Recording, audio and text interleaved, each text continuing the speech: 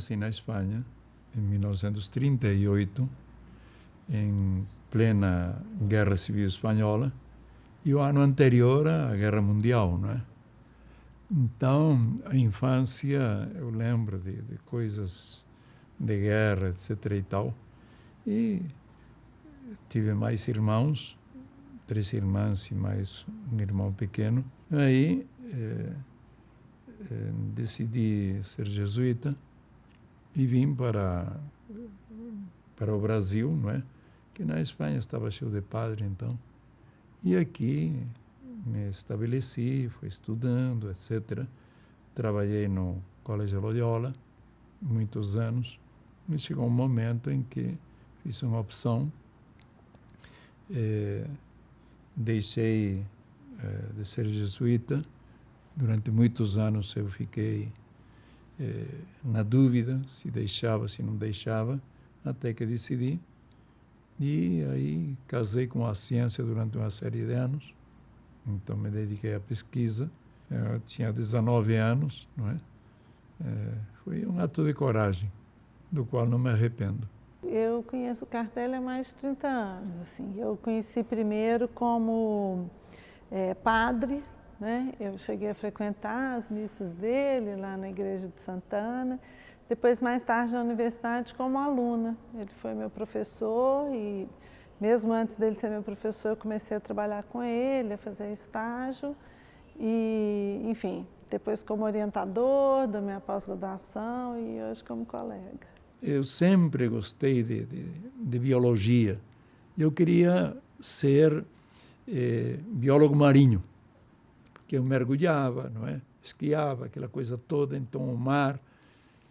Mas, de repente, foi aparecendo a paleontologia e, num exemplo de grande paleontólogo, que é o padre Teilhard de Chardin, um filósofo, ao mesmo tempo arqueólogo, paleontólogo, e foi como uma espécie de inspiração naquela época.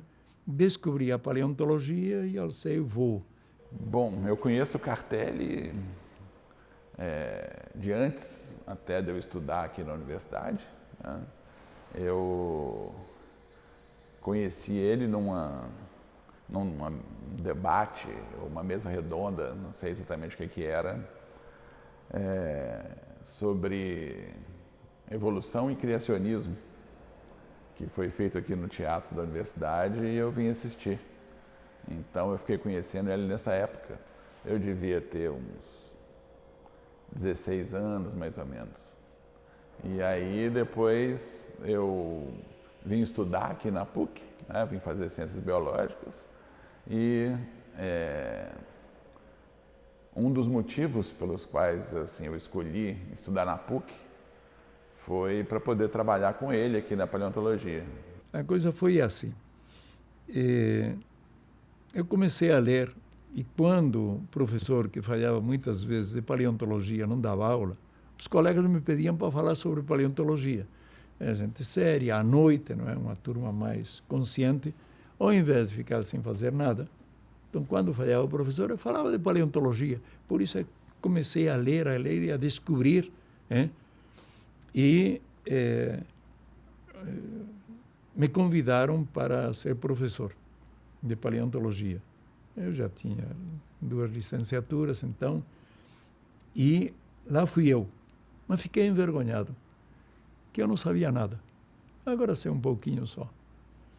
Aí eu decidi largar tudo, e ir fazer o mestrado. E aí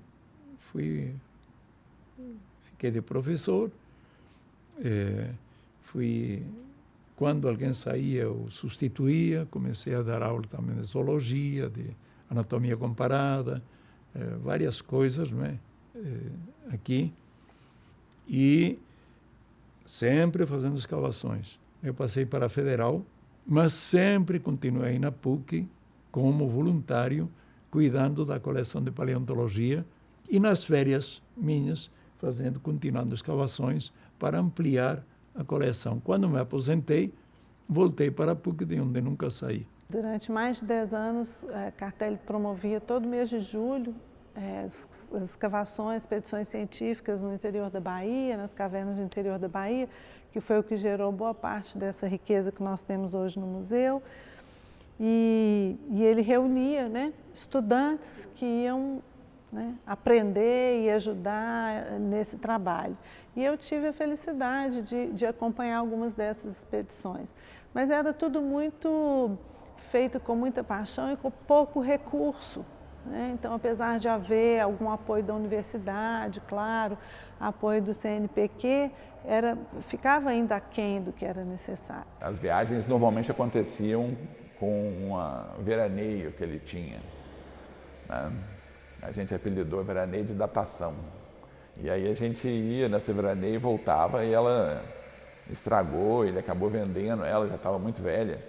E aí a gente precisava de ir. E aí arrumamos um caminhão para ir. E aí falaram, não, nós vamos num caminhãozinho. Ah, beleza. Aí quando chegou aqui o caminhão, era um caminhão baú, o baú dele parecia feito de palha, assim, uma peneira, de tanto furo de ferrugem que tinha no negócio. Aí nós arrumamos tudo lá por dentro, já entramos dentro da caçamba e fomos, né, do baú, né? E uma loucura, né? Assim, um grupo grande de estudantes e técnicos que saíram para viajar no baú de um caminhão fechado, um baú amarelo. E eu me lembro da gente amarrando com cordas um sofá assim no fundo do caminhão, porque aí a gente, né, estendendo as esteiras e colchões, porque a gente ia ali solto, deitado, curtindo. E claro que isso não deu certo. A uma certa altura do campeonato, a gente só ouviu a sirene da polícia e aí nós fomos interceptados e ele desceu e depois de muita conversa, não teve muita alternativa, fomos todos para a delegacia, mas ele com a sua paixão e acho que ele contagiou mesmo o delegado e tudo, e ele nos autorizou então a continuar a viagem, mas obviamente tivemos que pegar um ônibus e tal, mas pelo menos ele não prendeu o caminhão nem nada.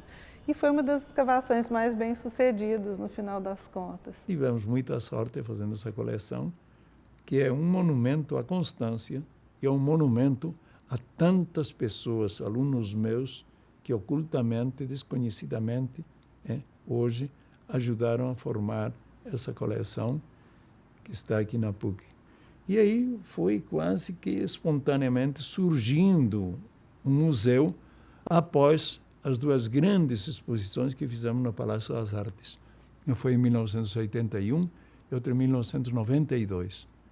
Foi tão surpreendente, o reitor à época, Dom Serafim, quando visitou, ficou assustado pela quantidade de pessoas. E aí eu acho que ele se animou, entrou a Vale no meio, etc. e tal, e já tínhamos material suficiente que eu fui colecionando. Tínhamos até baleia. Numa loucura, eu escrevi ao governador da Paraíba, ele topou nos ajudar.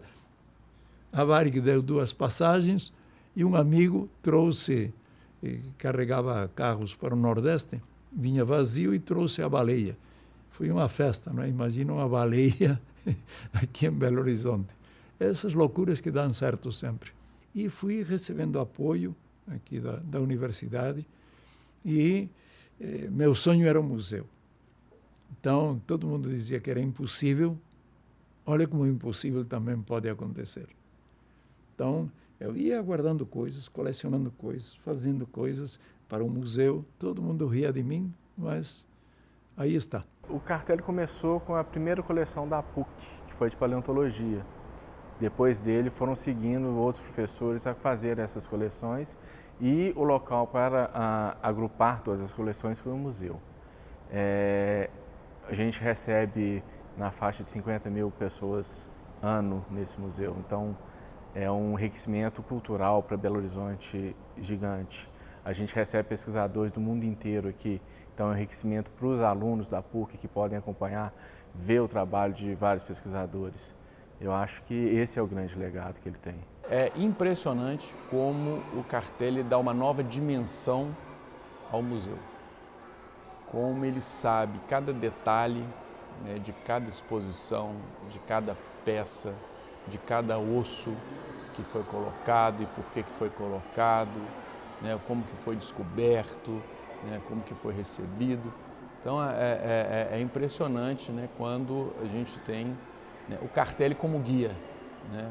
Aí nessas horas a gente não pode fazer uma previsão, por exemplo, de uma visita de 30 minutos ao museu. A gente tem que fazer uma previsão de 2 horas, porque aquilo, né, que seria uma visita rápida, os próprios visitantes, né, as próprias pessoas que não conhecem o museu, e que na presença do Cartelli, né, elas mudam, né, e elas começam a ver, entender qual que é a natureza, qual que é a missão de um museu desse aqui, né? Então a importância, né, do Cartelli,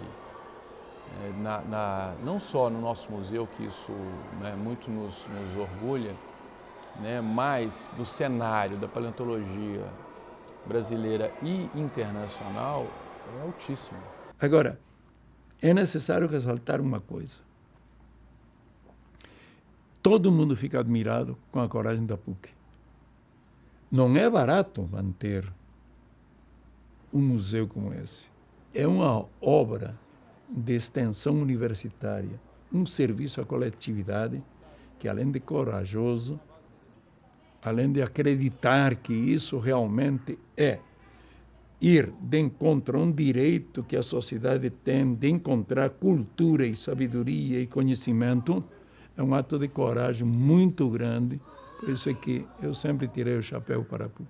Então, eu acho que deveria ser um orgulho, para tudo quanto é estudante da PUC, ver que a sua universidade tem a coragem de ter uma extensão tão fantástica que, em volta de 60 mil crianças, todo ano, vêm admirar, abrir, e vai melhorar. E vão fazer coisas ainda mais lindas.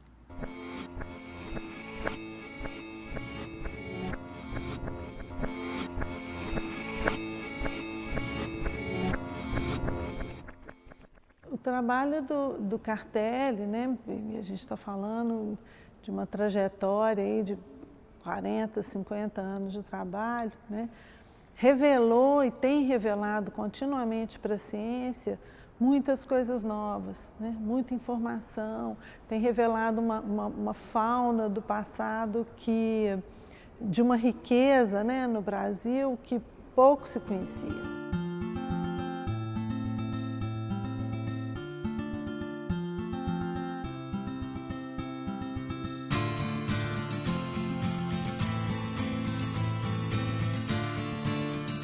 Inventei a Rota Lundich, né? E levei ao governador. O governador achou a ideia excelente, virou o programa de governo e começou a ser feito, vamos assim, roteiros e melhorias, etc. Então, o ponto zero era a PUC Minas e o ponto ômega, o final, era Maquiné, onde tudo começou através da primeira escavação feita por Lunde, que morou em Lagoa Santa desde 1835 até 1800, quando ele faleceu, não é?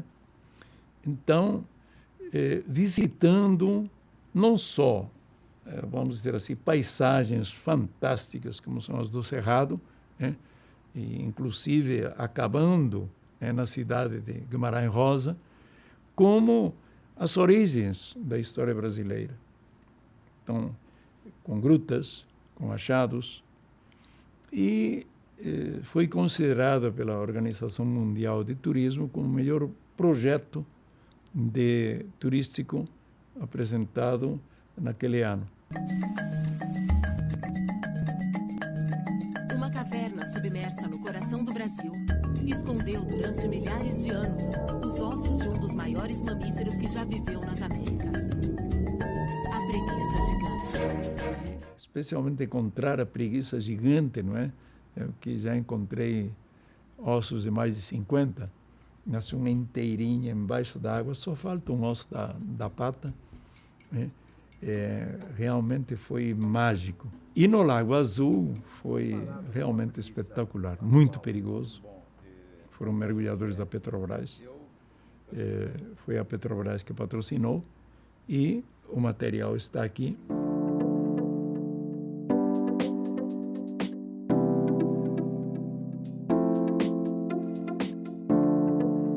Há uns 15 anos, surgiu uma pessoa na minha vida, uma criatura maravilhosa, que é a Cristiane.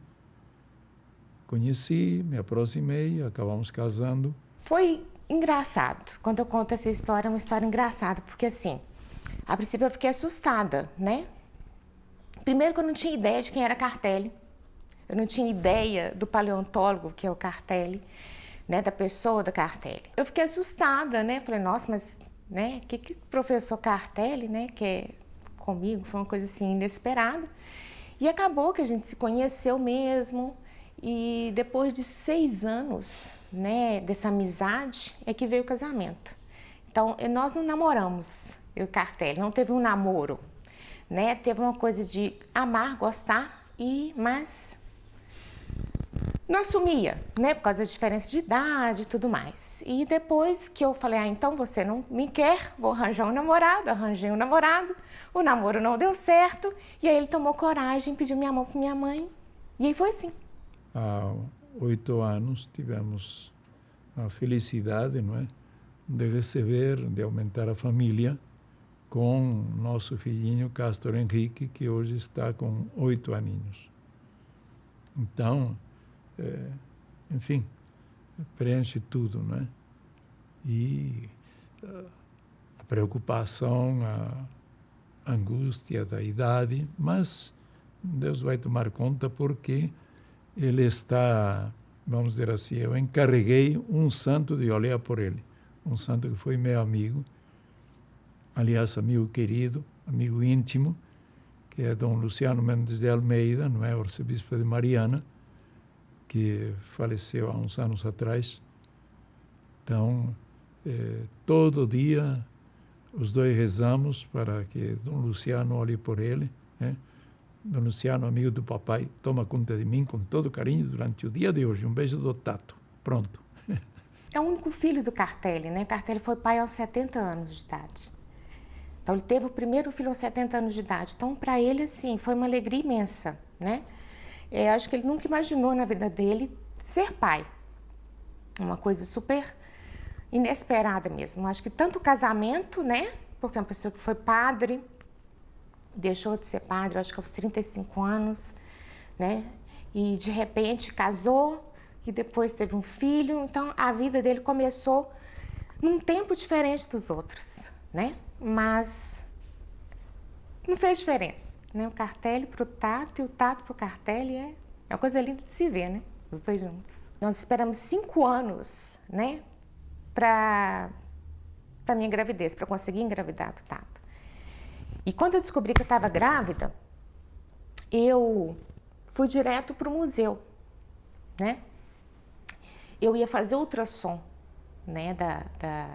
Isso é minha primeira ultrassonografia, né? Depois que eu descobri que estava grávida. E aí eu fui ao museu e ele não estava no museu, né? E aí o que eu e os estagiários eles fizemos? Fiz um monte de cartaz e coloquei na porta da sala dele, né? Com balão, os meninos arranjaram balão, acho que eles foram na recreação do museu, pegaram balão, colocamos balão e colocamos os cartazes dizendo, né, Cartelli, você vai ser papai, uma coisa assim. E falei com eles, olha, fala com o Cartelli para me ligar, porque eu tô indo fazer o exame, se ele quiser, ele poder ir lá, acompanhar o exame. E fui, porque eu estava com o horário marcado para fazer ultrassonografia, e era férias, era no mês de julho. E aí eu fui fazer o exame e de repente chega o Cartelli lá de bermuda e chinelo, né? Perguntando o que estava acontecendo, porque ele não acreditava que ele realmente ia ser pai.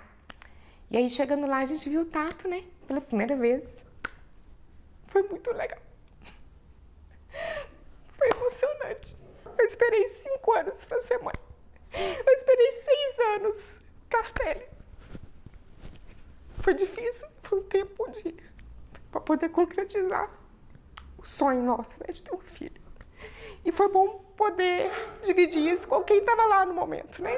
Com os estagiários, o pessoal. Foi muito gratificante para mim isso. Foi muito legal.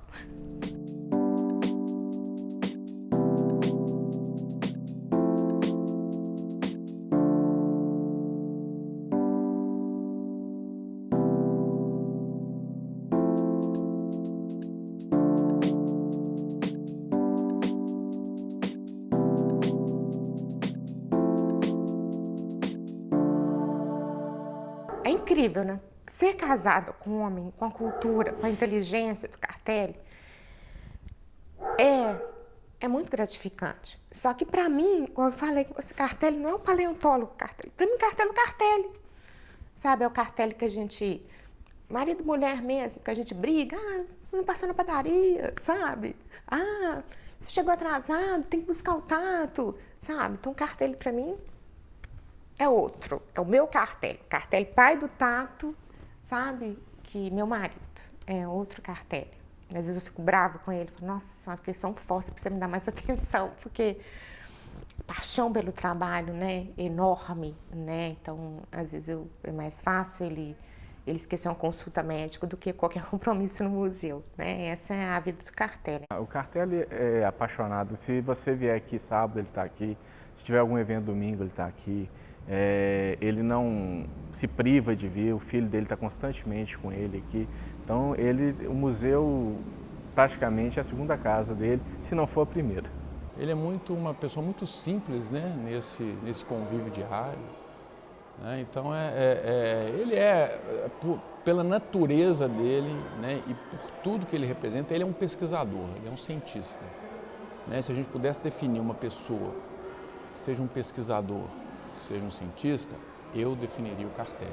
A PUC sempre fui tão bem acolhido que tudo que eu puder fazer pela PUC, só falta me cair a Supercena sozinho, que aí eu faria uma série de coisas. Não é visionário, eu tenho uma qualidade que quando mordo um osso eu não solto.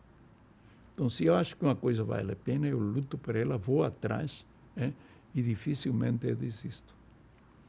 Então, acho que isso eu tenho passado aos meus alunos que trabalham comigo, por isso é que conseguimos formar o que está aí. Eu, mais do que ninguém, sou um admirador dele, né, e que me espelho nele para ser um profissional melhor e um ser humano melhor. A mensagem que eu posso te deixar é que foi um prazer imenso conviver com você e que